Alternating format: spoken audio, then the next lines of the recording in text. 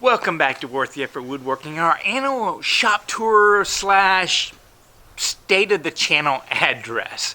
Normally I like to do this on the 31st. It's kind of a snapshot of where we are for the year, and I publish on the 1st, so I'm a couple weeks behind, but that's mainly because, hey, we moved into a new shop and there were a lot of time setbacks and stuff like that. Little things like, you know, Dad just finished installing 2 mini splits at the unit, and just yesterday we had the electricians here finalizing the last circuit so that we could plug in all the power tools. That's how fast this has been moving, so we just weren't ready to give you a general idea. We are far from complete at the shop, but this will give you a good idea of the environment that you'll see upcoming videos in. So come along and let's take a quick look. Now, as we walk in is something fairly familiar if you've seen any of my videos. You know, my standard workbench and the tool wall. But that doesn't mean that I don't have a lot of things to do here, which is going to give me a lot of opportunities of videos to make. But one of the things that has been the coolest addition to this downsized shop was really an afterthought. And that's this standing desk right next to my workbench. I never realized how beneficial it was for somebody like me just to have a little place where I could jot down notes that's high so I don't have to pull up a chair.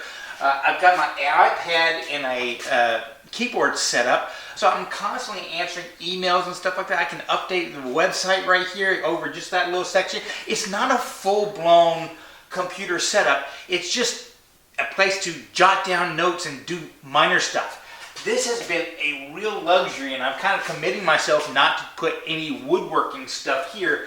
This is a mini office for me, which means I get to put what every woodworking shop needs to have, a bug buster. Now, when I say this was an afterthought, this was actually part of when I built some shelving up along the ceiling. This is that simple shelving design. I built one for myself and one for my dad at the opposite end of the workshop. And that's just for me to keep tools that I want access to, but I don't really need them every week or every month. But having them visually available to me, I know where they are. And the shelf is actually, I just suspended another thing down here, and I took a piece of pine that I had lying around and drop that there at about my shoulder height or something for me to type on. Worked out great. Above that, I was able to put a few shelves for the power tools that I use at my workbench fairly frequently, or at least I have started to use. I kind of veered away from power tools around the workbench until I got into these cordless tools, and they're very convenient. Down below there was a plug, so temporarily I just started charging all the batteries, and that just kind of ended up being where we are throwing stuff. But we do want to make a dedicated charging station for all the batteries we have right here, and that'll be a nice upcoming video for box style furniture in the future. And speaking of box furniture, you might notice there's a pretty bad echo in here. I had really hoped that by the time we got all the equipment in here, storage all over the place, there would be enough obstruction there that we wouldn't have that echo. But I'm going to have to build some sound boxes for the ceiling and the walls and stuff like that to cut that out. I apologize for this video. It's just another thing we need to do. Now, some of you have probably already noticed a big change on my tool wall. This shop is so much smaller than my past shop. I just didn't have the wall space to put that giant whiteboard. And if y'all watched any of my videos, you know I like to illustrate a lot of my stuff. So I purchased just a small chalkboard, which I actually do think will probably film better, because the whiteboards a lot of times kind of blew out on the camera.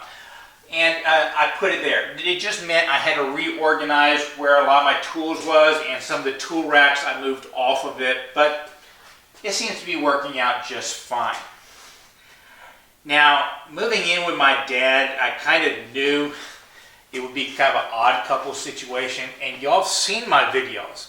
Y'all know how I just kind of set stuff everywhere, and my shops are generally pretty cluttered. But in this odd couple situation, I really thought I was going to be the Oscar on the Felix. every time I turn around, I find something, why is this here? Now, for what we've done this past year, what we've accomplished, I did a shop tour at right about this time in 2020, and at that time we had just passed 100,000 subscribers. Right now we're at right around 147,000 subscribers. So I'm going to say that we gained about 45,000 subscribers in a year, which if I were to give that a grade, I would say that's a solid B, maybe a B minus as far as DIY creators. But you also have to understand that I'm kind of a niche and a niche and a niche. I don't target the general audience, so I think a solid B was pretty good. To get there, we produced 70 videos, including 3 really long series. I started a prerequisite course series, which was just general information that all woodworkers would need, no matter what branch of the craft they went to, whether turning, hand tool woodworking, cabinet making, stuff like that. You just kind of needed some general knowledge, and I didn't know of any other website that had condensed that into a semester style course. After that, I did a very beginning level DIY kind of course for Start Woodworking, where we basically started with a bunch of inexpensive hand tools and a bandsaw and some other minor power tools. Now, at the very beginning of the year, I tried something very different for me. Utter failure financially. I did what all the other YouTubers tend to do, is you created one little flashy short video where you made a project. I did a router table, and then you broke that up into maybe a dozen hour-long videos, and you sold plans and stuff like that, and people would subscribe, buy the plans, and they would gain access to those videos. In the first 6 months after I launched that, we had sold less than a dozen plans. And we were talking 12 videos. This was a 2-month project, so it was a financial disaster for me. But the advantage was that when we started building this shop and I had some weeks where I couldn't create content, I actually just started releasing that for free out there. And a lot more people bought the plans at that point in time, but it was never going to recover the cost. So I'm not sure that's kind of the direction this channel needs to go. Probably more the educational semester stuff, which I do have plans for in the future, and I will talk about that in a second. And this year I did pick up, I don't know if you want to call it a sponsor or something like that, but DeWalt started sending me a few tools. Specifically, they sent me the track saw and the drills and I think the jigsaw and stuff like that. And I talked to them because I was going to use them in that Start Woodworking series in order to explain stuff out. The rest of them I purchased, and they also did send me as a kind of a trial the battery generator that I took to art markets, and it turned out so good that they let me keep that one, and that's why I'm kind of in the DeWalt ecosystem now as far as cordless tools, is because I already have the battery, so it just kind of makes sense to stay in that ecosystem. And Rocker really helped us out in that router table series because they basically provided all the hardware, the lift. They didn't provide the router, but casters, that kind of stuff. And that's an expensive bill for somebody at my level. Now, opposite my workbench are my stationary power tools. I have my table saw. Oh, this is a table kit for a lot of the portable power tools, such as this right here. Those tables I've been working on, I just haven't assembled them yet between moving to this new shop. But that'll be the first major project I do here. Probably not going to film that. But we have my table saw and my outfeed table router table convertible. You're going to find that everything here is on wheels, just so we can move it around fairly easily. And over there, I have my jointer. Now, I'm mainly a container box maker, small cabinets and stuff like that. And the jointer I have on a small platform that raises it just above the table saw. So I can joint, 3-4 feet, which is bigger than most of the work I do, without the jointer having to move from that spot. But if I ever do anything longer, I can just roll it forward onto that door, and I have all this area I can joint with. So my thinking is that's going to be the best spot for the jointer, just to keep it out of the way. The downside is I'll probably not be able to upgrade to a larger jointer in the near future, but really for what I do, that's perfectly fine. And the only reason I have my miter saw and this right here is because right now I don't know where else to put them. Next to that table saw, I have my mechanical toolbox. Yes, this is a small shop and I have my mechanical tools and Dad has his mechanical tools, but the decision was made that we will keep them separate because of, I think it's going back to that Felix Oscar kind of situation. I know where my stuff is and I just don't really know where else to put it. It is on rollers. I thought I could roll it underneath here, but that's kind of cumbersome because I'm always going in and out of it. But as it is right here, I think I can work on the table saw safely and just leave it right there. Up on the wall, I have another tool wall where I can start storing my stuff. And this big open area right here is where I hope my CNC will go. I'm going to try and develop kind of a Murphy bed setup so it can fold down and rest on these two items which are parallel and keep it stable and then fold up out of the way when we don't need it.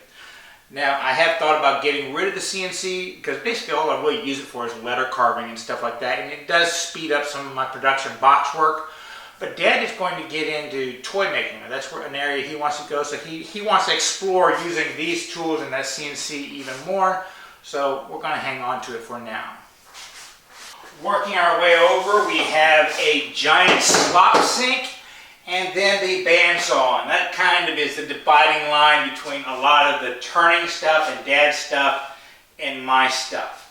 This is a nice 17-inch bandsaw. Dad's had it for 5 or 6 years now.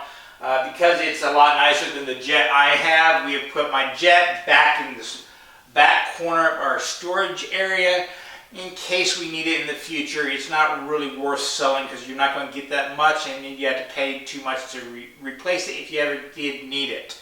I do have that small Rikon bandsaw that I used in the start of woodworking, which I have a table that needs to be assembled right by my table saw that will fit on, and we will put that over here because I use that a lot for my hand tool woodworking, cutting tendons and stuff like that.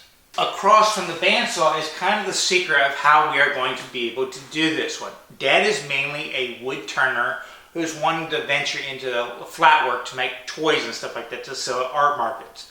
I'm mainly a hand tool woodworker who's earned most of my living prior to COVID selling bowls and stuff like that. So wood turning is my production work. But I'm not going to be doing both of them at the same time. So this space by the lathe can house a lot of tools that we put on rollers. We are going to share a sharpening station, which will have all our setup that when we are both working, we can just roll out over here and work there. When I'm over here, Dad can roll it in here and have access to all them and not be in my way. When I need to do production work, where Dad needs to do production work, things like my mortising machine, my drill press, my thickness planer, they can roll over to the area by the table saw. And that only takes like 30 seconds to do. So it's somewhat of a convertible shop that we can go in between setups just by wherever we put the tools. It's not the ideal situation. It's not where you can just set stuff up and go, but it's going to work for us. And a lot of the tools that we have on rollers do not need dust collection. And as you can see with these tools rolled out of the way, I still can do all my work here. I just won't have access to the table saw or stuff like that. But when I need that, I can roll them over here.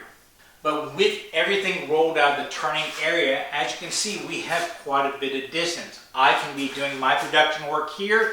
Dad can be doing his production work here. For the most part, he's going to be tossing shavings over here. I'll be tossing shavings over there, out of our way. Now, Dad does have an idea that he wants to put, well, he's already purchased some of those sheeting goods that you see like in the doctor's office where the curtains can run around, and he thinks he wants to work it around over here. I think that's going to create a very stuffy area for him. Me personally, I might just put a curtain right here in front so that shavings will hit the curtains and fall right down there. But it'll keep the atmosphere open so I'm not feeling suffocated whenever I'm turning. But this is quite a bit of space for us not to be all over each other when we're both turning at the same time. And that kind of brings me back to what I'm going to be doing in this upcoming year. 2020 was strange because of COVID, obviously. Now here's how 2020 went for me and what I discovered. After Christmas, those first 3 months out of the year for people who work art markets are kind of down months. There aren't art markets showing up because everyone's already spent their money, they bought the presents, there aren't going to be that many customers. And a lot of times it's just too cold to be outside to do that kind of stuff. So art markets, farmers markets, they generally pick up, March, April, May, that kind of area. And a lot of times I will start working those markets early in the year, not so much to make money, but to make sure I get my face in front of the regular customers so that when the holiday season comes in, they know, oh, I want to get a bowl for somebody. I know this person, we're going to go pick it up. It's kind of the first half of the year is a lost leader for what you're going to be selling at the second half of the year when you're doing that kind of work. Well, as everyone knows, COVID came along and all art markets shut down, and I pretty much have told myself I'm not going to be working any of those markets until probably late in 2021 based upon what's going on. And like everybody else, that kind of put me out of work because most of my income came from there. But in hindsight now, I was kind of lucky, I feel. I was really stressing at the beginning of the year about not being able to make rent and stuff like that because my income just plummeted. But it didn't plummet all the way because I had YouTube, AdSense, and people started buying more of my t-shirts and some of my online goods at that point in time. And what I found out was because I wasn't working in an art market every single weekend, was because I wasn't spending my entire week making stuff, having to buy supplies, my expenses for the year plummeted also. So strangely, I was just kind of able to tread water for most of the hardest part of the COVID crisis. And then around, I want to say October, November, and December, my income from Patreon, from YouTube, from selling little gifts and stuff like that online, kind of for the first times in my entire career as a content creator, got to the point where I could do that full time, just the content creation. It was covering all my bills, and I had a little bit extra to buy stuff like shoes and little luxuries like that.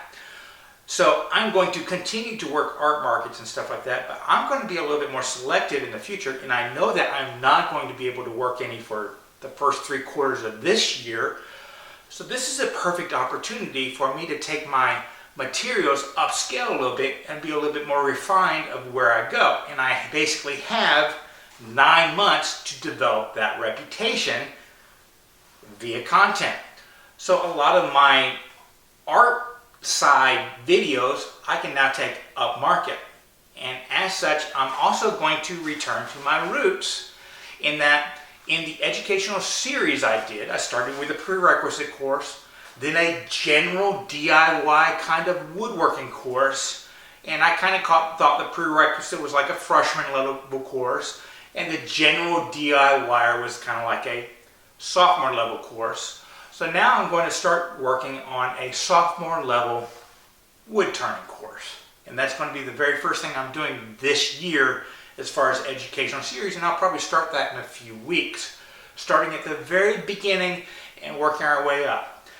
I might even, after that 12 video series, go into a sophomore level turning course for some more advanced stuff. I do think that the target audience for that will be a lot less. But that isn't the only series I have in plans for the upcoming year. We'll talk about more of that in a little bit.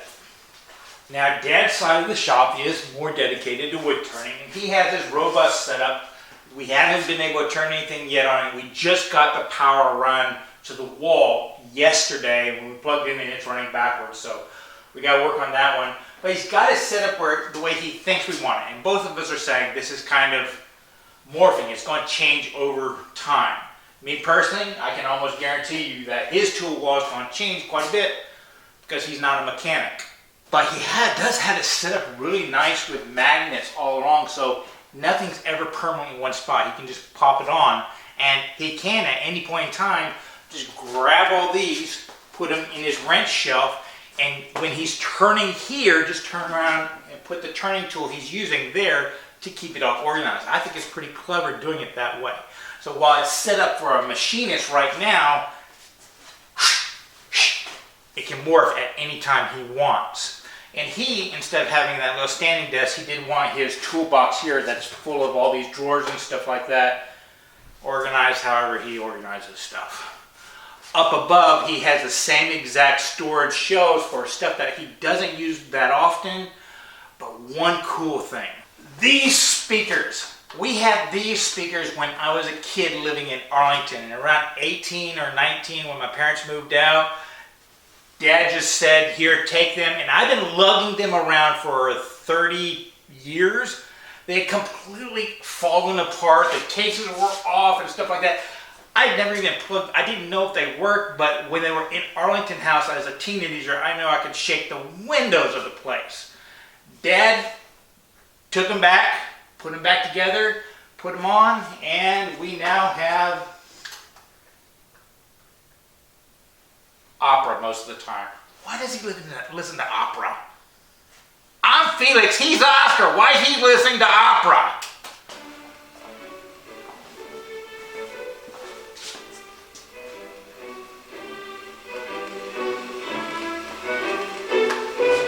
When I left Japan in 1977, I bought from the Navy Exchange.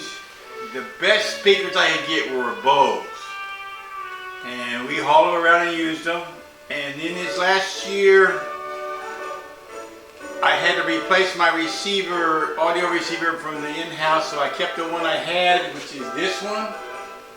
And it is one that allows me to put my iPad and iPhone and so forth to it. But didn't that sound great? Right in our shop. So I don't care about showing. Opera Dad, turn off opera. And stay out. This is my shop tour. Well, opposite Dad's turning area, he took my old wall and he's got some of his tools listed up.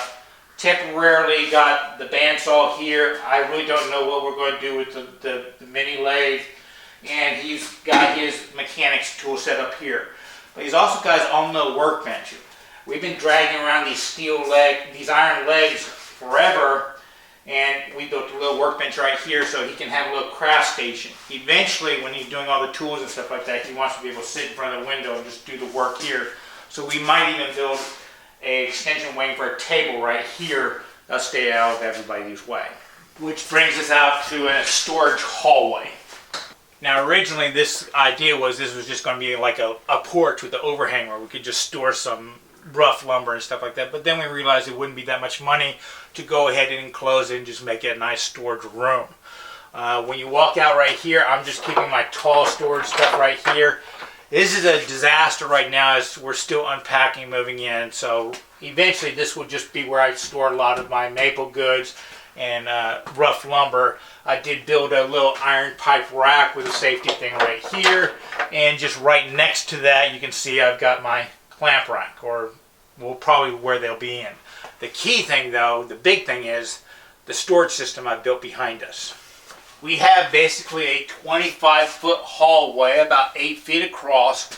On this side, I built the storage system I did the video on. Right here, we have our art market supplies, or what will be when this place gets organized. And I built a little desk right here so I could work on my chainsaws and stuff right like that. Right now, it's just full of boxes of screws and stuff like that. But the key thing is, 1, 2, 3, 4, 5, 6, 7, 8 bays are filled with drying lumber for me to work my box making, my production woodworking over there. Along the very top is long-term tool storage.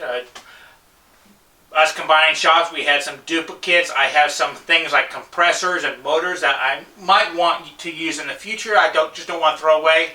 Those can go there.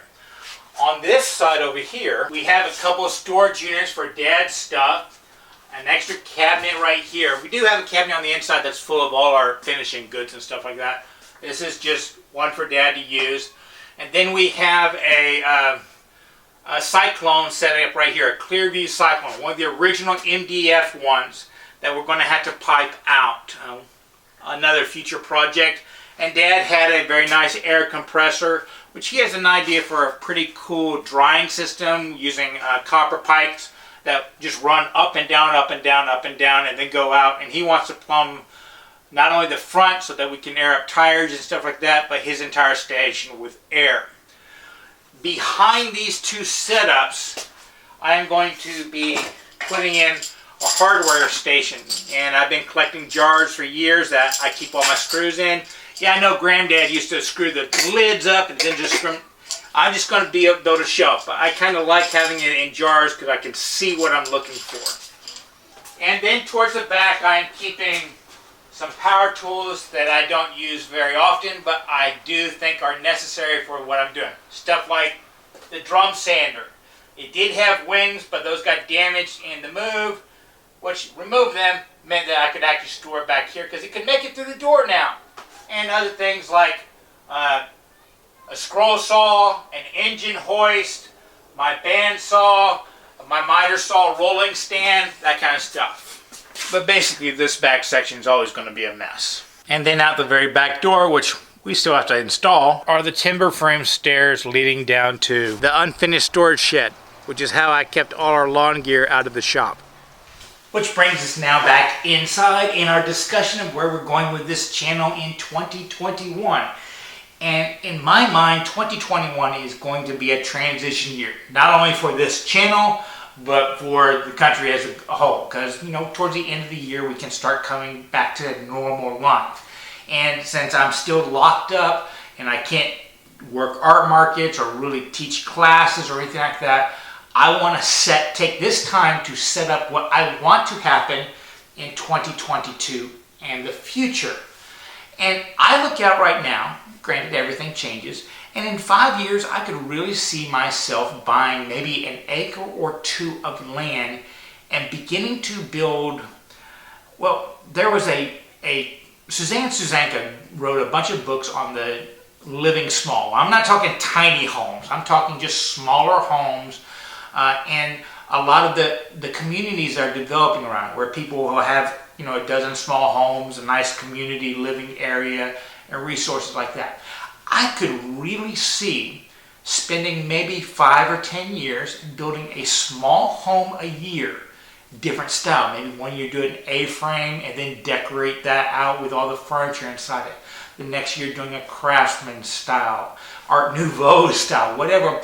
And ending up, by the time I'm retiring, you know, I'm getting to that age where 10, 15 years out, I need to look at that. And I have no savings and I can't depend upon Social Security. And rental homes are a nice passive income. And if you have an acre or two with a half dozen to a dozen small homes that you could rent out to the college community, there you go. You don't have to travel too far and you own them all. If you could do one of those a year, I think that'd be a way to retire. So how can I get from here to there?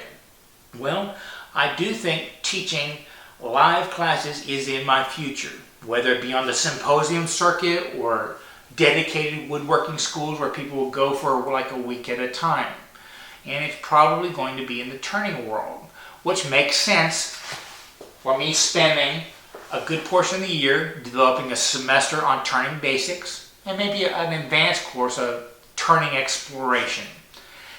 And then I would really like to build a teardrop camper, a classic one, but do it like a cabinet maker. We're talking, instead of, you know, plywood panels, doing steam bent oak rails, all that kind of stuff. Really taking it to the extreme, and that could be kind of a focal point that I could take around the country, and people could look out, check out, and would also serve me, and that would reduce my travel expenses. I won't have to pay for hotels or stuff like that when I teach at these small schools that are on a tight budget. It would make it a lot more attractive for them to bring me in, and I could earn a little bit more money on less pay from them. And that right there is a stepping stone to, I hate to say it, a tiny home. And when I say that one, just a home built on a trailer. But the designs I have, or I would build it on a flat trailer with the idea that I could take it, winch it off onto a foundation, and then build another home on that. And that is how I could build a couple homes and not have the land yet. I could just store them someplace until I buy the land, buy that land, and almost instantly have some income coming in from rental properties on those homes I just put on the foundations. So that is a transition year, spending time developing classes that I could teach live elsewhere as an exploration to the people that might be hiring me, reducing the cost for them to hire me, and then having a stepping stone to building some small homes. And all of those will allow me to explore STEM ideas and stuff like that for y'all, or parents teaching their kids at home, or all that kind of other stuff that we have focused on at Worth Effort Woodworking. And for those of y'all that stuck around to the end, there's another special. When I had my woodworking school, I had a kind of a popular newsletter that I would send out once a month. When I shut the school down, I kind of let the newsletter die off because a lot of the subject matter of the newsletter was around educational classes that we were teaching and the people that were coming in and stuff like that. And unfortunately, if you're using free newsletter mail kind of database services, if you don't use them for 6 months, they just delete everything from the get-go. So whenever I found out they deleted 7 years of me collecting names and stuff like that from people live, I get kind of frustrated. I just dropped the idea of doing newsletters altogether. But I left that little subscription button up on my website. And right now we have about 2,000 people that have subscribed to a non-existent newsletter. Well, I'm going to bring the newsletter back. It'll be something like a Wood Learner's Gazette. Maybe monthly, maybe every other month. And it will include discussions on lessons, and I can actually explore the different schools around the nation, write articles on not only the education institutions, but the educators in there, so that people that do want to learn the craft will have a resource to kind of study up on where they want to go for school. That's a little niche market that I think has been ignored, the education side of the craft. Now also allow me to use that teardrop trailer to roam around the country, exploring and interviewing, and maybe being an assistant in other classes until I get classes of my own. So if you haven't already, go to my website and sign up for that newsletter. We're going to have a lot of writing in 2021. Well, I hope you enjoyed this tour, this kind of state of the website channel kind of discussion. Coming next week, we're going to have more woodworking. We're going to be making shavings here, and we're going to be having some fun. Y'all be safe, have fun, and remember, it's always worth the effort to learn, create, share with others.